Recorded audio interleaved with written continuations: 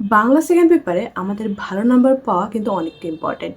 কারণ অনেক সময় দেখা যায় বাংলা ফার্স্ট পেপারে আমাদের রাইটিং প্যাটার্ন ঠিক না থাকার কারণে অথবা পরীক্ষক যদি একটু কঠোরভাবে খাতাটা দেখেন, সেক্ষেত্রে বাংলা ফার্স্ট পেপারে কিন্তু নাম্বারটা কমে যেতে পারে। আবার এমসিকিউর ক্ষেত্রেও বাংলা ফার্স্ট পেপারের নাম্বারটা তোলা একটু কঠিন, কারণ অনেকগুলো এমসিকিউ না মিস হয়ে যায়।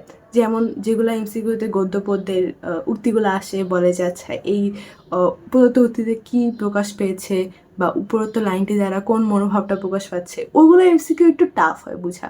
কারণ এমসিকিউগুলো না কনফিউজড হয়ে যায় আমরা, যে আচ্ছা এটা হবে না এটা হবে, দুই তিনটার মধ্যে এরকম কনফিউজ লাগে যে আচ্ছা সবগুলো তো সেম মিনিংই করতেছে। সেজন্যে আমরা বাংলা সেকেন্ড পেপারে যদি একটা ভালো নাম্বার তুলতে পারি, তাহলে কিন্তু আমাদের বাংলাতে একটা ভালো নাম্বার আসবে এবং এ প্লাস মিস হওয়ার সম্ভাবনাটা কমে যাবে। কারণ আমাদের সবারই কিন্তু ফিজিক্স কেমিস্ট্রি হায়ার ম্যাথে এ প্লাসে উঠলেও বাংলা বিজিএস রিলিজন এগুলোতে এ প্লাসটা নিয়ে একটু টানাটানি হয়। হয়তো বা অনেক সময় অল্পের জন্য এ প্লাসটা মিস হয়ে যায়, 79 বা 78-এর জন্য মিস হয়ে যায়। আবার অনেক সময় এই সাবজেক্টগুলো দ্বারা আমাদের কিন্তু নাম্বারটা বেড়ে যায়। যেমন আমি ফিজিক্স কেমিস্ট্রি হায়ার ভার্সিটি যেরকম নাম্বার পেয়েছিলাম, বিজিএস এবং রিলিজনে কম নাম্বার পাওয়ার কারণে আমার নাম্বারটা অনেক কমে আসছে। আজকে আমি তোমাদের সাথে শেয়ার করব আমি কীভাবে বাংলা পড়েছিলাম এবং বাংলা সেকেন্ড পেপারে এমসিকিউতে 30-এ 30 পেয়েছিলাম। এবং ভিডিও শেষে তোমাদের জন্য একটা গিফটও থাকবে, যেটা তোমরা যারা এখন পর্যন্ত বাংলা সেকেন্ড পেপারে গ্রামারে অত ভালো না বা পড়ো নাই ঠিক মতো, তোমাদের জন্য অনেক কাজে লাগবে। আবার যারা ভালো পজিশনে আসো, রিভিশন দিচ্ছ, তাদের জন্য কাজে লাগবে। সো হ্যালো এভরিওয়ান, আমার নাম হিয়া উপমা। Welcome to my channel just উপমা। আমি 2025 সালে ঢাকা বোর্ড থেকে এসএসসি পরীক্ষা দিয়েছি এবং আমার টোটাল প্রাপ্ত নাম্বার ছিল 1206। সো আমি যদি ক্লাস 9 থেকে আমার বাংলা সেকেন্ড পেপারের জার্নিটা শেয়ার করি, বাংলা সেকেন্ড পেপার আমার ক্লাস 9-এর দিকে একটুও ভালো লাগতো না। কারণ তোমরা এতদিনে আমার ভিডিও দেখে বুঝে আসতে পারো যে আমার মুখস্থবিদ্যা জিনিসটা আমার ভালো লাগে না। বাট বাংলা সেকেন্ড পেপার আমি হচ্ছে ক্লাস 9-এর দিকে একটা টিচারের কাছে পড়ছিলাম এক মাস, এবং উনি আমার লাইফে একটা গ্রেট ইম্পর্টেন্স রাখছিল। কারণ উনি যেভাবে পড়াইছিল, বলবো না একদম বুঝানো টাইপ, আমি গোড়া থেকে পড়ছি যে আচ্ছা 1900 হলে সংস্কৃত হবে, এত গোড়া থেকে না, বই যতটুকু আছে অতটুকু আমি একদম ভালোভাবে বুঝছিলাম। এখন তোমরা বলো বাংলা সেকেন্ড পেপার কী বুঝায় আছে। আমি যদি উদাহরণ দিই তাহলে দেখো, সমাস, তারপরে হচ্ছে প্রত্যয়, এগুলো না একটু বুঝার আছে। যেমন সমাসে হলো কর্মধারায়, সমাসে হচ্ছে রূপক কর্মধারা, উপমিত কর্মধারা, উপমান কর্মধারায়, এগুলো না কয়েকটা টেকনিক দিয়ে অনেক ইজিলি মনে রাখা যায়। এই তিনটাতে কিন্তু অনেক গোলমাল হয়। যেমন রূপকে গোলমাল না হলেও উপমান এবং উপমিত কর্মধারায় কিন্তু আমাদের একটু কনফিউজড হয়ে যায় যে কোনটা কোনটা। তা আমি না ওটা অনেক সুন্দরভাবে পড়ছিলাম, আর টেকনিকে পড়ছিলাম, যেটার কারণে তুমি যদি আমাকে বইয়ের বাইরে থেকেও দাও তারপর আমি পারবো, এরকম হয়েছিল। এবং ধরো সায়েন্সের অনেকগুলো সাবজেক্টের অনেক কিছু মনে না থাকলেও আমার বাংলা সেকেন্ড পেপার কিন্তু এখনও মনে আছে, কারণ আমি বুঝে বুঝে পড়ছিলাম। অ্যান্ড আমি এখনও যদি কেউ বলো, আমি বুঝাইতে পারি জিনিসটা যে আচ্ছা এটা এখানে কেন হইলো বা কীভাবে হইলো। এটা আমি বলতেছি এটা বুঝাইতে যে আমি বাংলা সেকেন্ড পেপার কত ইফোর্ট দিয়ে পড়ছিলাম। বাংলা সেকেন্ড পেপার কিন্তু হার্ড না, অনেকে এটাকে হার্ড মনে করে, মনে থাকে না, বাট যদি আমরা কিছু টেকনিক ফলো করি তাহলে কিন্তু আমরা সহজেই এমসিকিউ একদম ভালো রেজাল্ট করতে পারবো। এখন আসি তোমরা এই লাস্ট মুহূর্তে কিভাবে পড়ে বাংলা সেকেন্ড পেপারে একটা ভালো নাম্বার এনশিওর করতে পারবা। বাংলা সেকেন্ড পেপারে ভালো নাম্বার পাওয়ার জন্য তোমাকে আগে এমসিকিউতে জোর দেওয়া লাগবে। কারণ অন্যান্য রিটেন যে জিনিসগুলো আছে, ওগুলা কিন্তু ধরো তুমি যদি একটু পড়ো, দেন রিডিং পড়ে যাও, তাহলে কিন্তু নাম্বার পেয়ে যাবে। এবং তোমার যদি হাতের লেখা সুন্দর হয় বা তুমি যদি গুছিয়ে লিখতে পারো, হাতের লেখাটা পরিষ্কার পরিচ্ছন্ন রাখো, তাহলে ওগুলোতে তুমি একটা ভালো নাম্বার পাবা। বাট এমসিকিউর ক্ষেত্রে একটা ছাক্কা নাম্বার, তুমি কোনো নাম্বার কাটাকাটি নেই। যেমন ধরো রিটেনে তুমি যদি তোমার হাতেও নাম্বার নেই, এখন পরীক্ষক তোমাকে যে নাম্বার দেবে ওটা তোমাকে মেনে নিতে হবে। বাট বাংলা সেকেন্ড পেপারের ক্ষেত্রে তোমার নাম্বার কাটবে না, তেমনটা ইংলিশ সেকেন্ড পেপারে হয়। ইংলিশ ফার্স্ট পেপারের নাম্বার একটু কম পাইলেও ইংলিশ সেকেন্ড পেপারে কিন্তু গ্রামার আইটেম তোমার সঠিক হলে একদম নাম্বার পাবা।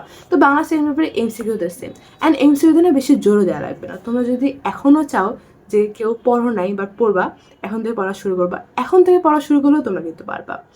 আমি যেভাবে পড়তাম ওটা আমি শেয়ার করি। আমি ফার্স্টে হচ্ছে ওই ধরো পরিচ্ছদগুলো রিডিং পড়ে নিতাম। পরিচ্ছদ রিডিং পড়তে বেশি সময় লাগে না, 5-10 মিনিটই লাগে, বা তোমার যদি পড়া না থাকে নতুন পড়ো তাহলে 15 মিনিটের মতো লাগে। অ্যান্ড এখন এই লাস্ট মুহূর্তে তোমরা ওই পুরো পরিচ্ছদটা পড়াচ্ছে দাগানো লাইনগুলো পড়বা। দাগানো লাইন বলতে যেগুলো ইম্পর্ট্যান্ট, যেগুলো বোর্ডে আসে বা বিভিন্ন স্কুলে আসছে, এই এমসিগুলো তোমরা হচ্ছে পড়ার ট্রাই করবা। এটা পড়ার পর তোমরা ওই টেস্ট পেপারের যে কোশ্চেন পার্টটা আছে, ওই কোশ্চেন পার্ট থেকে এমসিকিউগুলো পড়ে ফেলবা। আমি বলি এমসিকিউগুলো কী আর পড়বা, ফার্স্টে তোমরা বোর্ডের কোশ্চেনগুলো সলভ করবা। বোর্ডের তোমাদের যতগুলো কোশ্চেন থাকবে ওগুলো সলভ করা ট্রাই করবা। এরপর তুমি বিভিন্ন স্কুল এর টেস্টের কোশ্চেনগুলো পাবা কোশ্চেন পার্টে, ওগুলো সলভ করা ট্রাই করবা। এটা আমি বলতেছি কারণ যাতে বেশি প্র্যাকটিস হয়, বেশি প্র্যাকটিস থাকলে তোমার মনে থাকবে। কারণ রিডিং পড়ার ফলে আমাদের মেমোরিতে যতটা না মনে থাকে জিনিসটা, আমরা যদি কোশ্চেন প্র্যাকটিস করি তাহলে বেশি মনে থাকবে। ধরো ফিজিক্স, হায়ার ম্যাথ এগুলোর ক্ষেত্রে কিন্তু টাইপ অনেকটা, তো ম্যাথ হলো সবগুলো ম্যাথ করতে টাইম বেশি লাগে, দেন মনে রাখার ওই জিনিসটা জাস্ট কয়েকবার প্র্যাকটিস করলে হয়ে যায়। বাট বাংলা সিনেমার ক্ষেত্রে তুমি যত প্র্যাকটিস করবে তোমার তত মনে থাকবে, ততবার তোমার ইনফরমেশনগুলো মাথার মধ্যে বারবার রিপিট হতে থাকবে প্র্যাকটিস করতে থাকলে।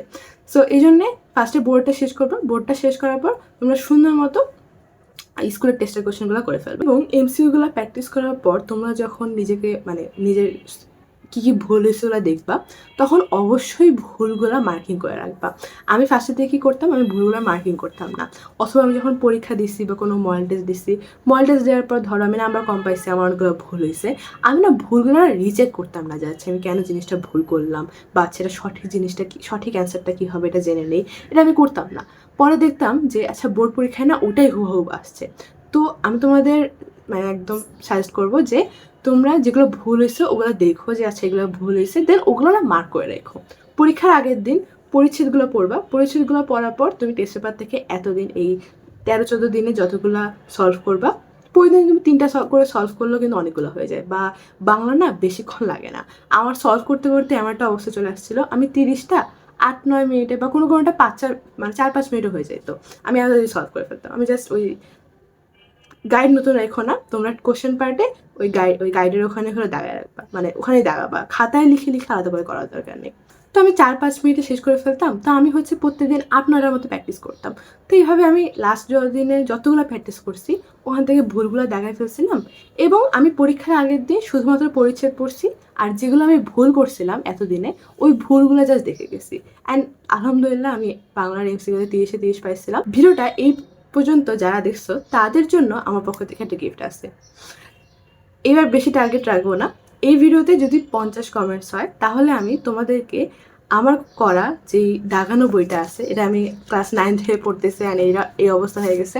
অ্যান্ড এখানে না প্রত্যেকটা লাইন অনেক সুন্দরভাবে দাগানো আছে বলতে যেগুলো বোর্ড পরীক্ষায় আসছে বা যেই লাইনগুলো এমসিকিউর জন্য ইম্পর্টেন্ট সেগুলো অনেক সুন্দরভাবে দাগানো আছে। তো তোমরা যদি আমি গ্যারান্টি দিতে পারি, তোমরা যদি শুধু এই দাগানো লাইনগুলো পড়ে যাও তাহলে তোমার কোনো এমসিকিউ মিস হবে না। অ্যান্ড দাগানো লাইনের পাশাপাশি তোমরা কিন্তু উদাহরণগুলোও পড়ে ফেলবে। আমি হয়তো আমি সবগুলো উদাহরণ দাগাইছি, তোমাদের শর্ট সিলেবাসে যতগুলো আছে ওইগুলো সবগুলো পড়েছিল, আমার ভালোভাবে পড়া ছিল, তা আমি সবগুলো একদম সুন্দরভাবে দাগাইছি। তোমরা দেখবা এখানে কয়েকটা লাইন তোমার মনে হবে কয়েকটা পরিচ্ছেদে যে আচ্ছা এই লাইনটা না দাগালেও হইতো, এটা তো ইম্পর্টেন্ট মনে হচ্ছে না। বাট আমি এই লাইনগুলো কেন দাগাইছিলাম, কারণ অনেক সময় না একটু আনকমন লাইন চলে আসে। কারণ প্রত্যেকটা পরীক্ষায় 2 থেকে 3টা কোশ্চেন থাকে যেগুলো শুধুমাত্র টপারদের জন্য, বা যেগুলো শুধুমাত্র সারা বছর যারা পড়ছে, যারা শুধু ইম্পর্টেন্ট জিনিস পড়া নেই সব কিছুই পড়ছে তাদের জন্য থাকে। সো ওই জিনিসগুলো যাতে আমি পারি ওই জন্যে টেস্ট পেপার স্কুলগুলা বা বিভিন্ন স্বনামধন্য যে স্কুলগুলো ছিল ওই স্কুলগুলো সলভ করার সময় যেগুলো একটু আনকমন লাইন থাকতো ওগুলো আমি ভুল করতাম বা ওইগুলো পরীক্ষায় আসছে এরকম দেখতাম, ওই লাইনগুলো আমি যে বইয়ের মধ্যে দাঁড়িয়ে রাখতাম। তো এটা একদম ফুল একটা জিনিস যেটা তুমি যদি পরীক্ষার আগের দিন বা এখন থেকে শুধু এই দাগানো বইটাই পড়ো তাহলে কিন্তু তোমার ফুল প্রিপারেশনটা শেষ হয়ে যাবে বাংলা সেকেন্ড পেপার এমসিকিউর জন্য। এখন যদি আসি তোমরা রিটেন আইটেমের জন্য কীভাবে পড়বা বা কীভাবে নিজের লেখার মানটা আরও বেশি ভালো করবা, তাহলে আমি না রিটেন কখনো এই বাংলা বই থেকে পড়ি নাই। আমি অলওয়েজ ভাষা শিক্ষা বইটা ফলো করতাম। অ্যান্ড তোমরা যারা আরেকটু বেশি সুন্দরভাবে বা একটু মার্জিতভাবে নিজের লেখাটা প্রেজেন্ট করতে চাও তোমরা কিন্তু ভাষা শিক্ষা বইটা পড়তে পারো। এখন হ্যাঁ এই লাস্ট মুহূর্তেই 11 দিনে কিন্তু আবার পড়া সম্ভব না, বাট আমি না এসএসসি পরীক্ষার একদম আগেই রিটেন পড়া শুরু করছিলাম। আমি রিটেন কখনো পড়তাম না, আমার ইংলিশের রিটেন বা বাংলা রিটেন কোনোটা আমি ঠিক মতো পড়তাম না। এখন বাংলার ক্ষেত্রে সুবিধা কি, আমরা কিন্তু অনেকটা বানান লিখতে পারি। তা আমি করতাম, আমি পুরোটা মুখস্থ করতাম না, আমি শুধুমাত্র ভাষা শিক্ষায় যাই অনুচ্ছেদ বলো বা প্রতিবেদন বলো বা রচনা বলো যেটাই, রচনার ক্ষেত্রে আমি পয়েন্টগুলো আগে বের করে নিতাম। তোমার রচনার ক্ষেত্রে তোমার পয়েন্ট যত বেশি হবে তত কিন্তু তোমার লেখাটা আরও বেশি সুন্দর দেখাবে। কারণ আমি বলি তুমি পয়েন্ট হলো নীলকালিতে লিখবা, তো পরীক্ষা যখন তোমার খাতা দেখবে উনি অবশ্যই পুরো রচনা পড়বে না, তখন যখন উনি দেখবে তুমি অনেকগুলো পয়েন্ট লিখছো তখন কিন্তু তোমার প্রতি ওনার একটা ভালো ইমপ্রেশন আসবে। আর পয়েন্ট বেশি থাকলে না নিজের মতো করে বানানো যায়। একটা পয়েন্ট থেকে তুমি যদি ৩-৪ পেজ লিখে যাও, ওটার চেয়ে তুমি যদি ২-৩টা পয়েন্ট থেকে প্রত্যেকটা থেকে ২ পেজ ২ পেজ করে লেখো, ওটা কিন্তু বেশি ভালো হবে। অ্যান্ড রিডিং পড়ার ক্ষেত্রে মনে রাখার জন্য আমি তোমাদের আরেকটা কথা বলি, তোমরা না কিওয়ার্ড মনে রেখে মানে কিওয়ার্ড দাগায় রেখে মনে রাখতে পারো। কিওয়ার্ড জিনিসটা কেমন, ধরো একটা ওয়ার্ড যেটা পড়লে তুমি ওই লাইনে কি ছিল বা তুমি কি লিখবা ওটা তুমি একদম পুরো মাথায় রাখতে পারবা। তো এটা আমি অলওয়েজ সবগুলো ক্ষেত্রে ফলো করতাম, রচনা বলো, অনুচ্ছেদ বলো, ভাব সম্প্রসারণ, সব কিছু ক্ষেত্রে। অ্যান্ড সারাংশ আর সারমর্ম আমি বই থেকেই পড়তাম, আমাদের বোর্ড বইটা থেকে, এবং পুরো হুবহু লিখতাম। সো এই ভিডিওটা আমি যদি সামারাইজ করি, তাহলে তোমরা যাদের এখন রিভিশন ফেজে আসো তাদের তো দাগানো বই আছে, তোমরা তোমাদের বইটা পড়বা, বই পড়ার পর তোমরা হচ্ছে গাইড থেকে বা টেস্ট পেপার থেকে এমসিকিউ সলভ করবা, কোনগুলো ভুল হয়েছে মার্কিং করবা, এবং বিভিন্ন টেকনিক মাথায় রাখতে পারো যেগুলো দিয়ে তুমি হচ্ছে সহজে এমসিকিউগুলো দাগায় দিতে পারবা। আর রিটার্নের ক্ষেত্রে তোমরা ভাষা শিক্ষা বই এখন ফলো করতে পারো, বা কোনো পাঞ্জেরি বা টেস্ট পেপারগুলোতে আরও ভালোভাবে লেখা থাকে, তো ওই টেস্ট পেপার থেকে পয়েন্ট রচনার ক্ষেত্রে পয়েন্টগুলো কালেক্ট করবা, পয়েন্টগুলো কালেক্ট করে হলো ওই পয়েন্ট হিসেবে লেখা স্টার্ট করবা। আর ভাব সম্প্রসারণ এগুলোর ক্ষেত্রেও তোমরা টেস্ট ফলো করতে পারো, বা যদি বই থেকে লিখতে চাও তাহলে বই থেকে লিখতে পারো। এই ছিল আজকের ভিডিও। আশা করি তোমরা যদি এই টিপসগুলো ফলো করো অ্যান্ড এভাবে এই লাস্ট মুহূর্তে পড়তে পারো, তাহলে তোমরা বাংলা সেকেন্ড পেপারে একটা ভালো নাম্বার এনশিওর করতে পারবা। কারণ বাংলা সেকেন্ড পেপারে তুমি যদি একটু এফোর্ট দাও তাহলে কিন্তু তোমার নাম্বারটা অনেক বেড়ে যায়। আমি অনেককে দেশে যাদের 95-96 আসছে, অ্যান্ড 92, 91, 93 এগুলো পাওয়া তো কমন। টার্গেটটা ফিল আপ করে দিও গাইস, আমি তোমাদের তাড়াতাড়ি বাংলা সেকেন্ড পেপারে দেখানো বইটার পিডিএফ দিয়ে দেবো। অ্যান্ড এরকম আরও ভিডিও পাওয়ার জন্য আমার চ্যানেলটিকে সাবস্ক্রাইব করে দিও, এবং পিডিএফটা পাওয়ার জন্য কিন্তু হোয়াটসঅ্যাপ এবং টেলিগ্রাম চ্যানেলে যুক্ত হয়ে যাও। আল্লাহ হাফেজ।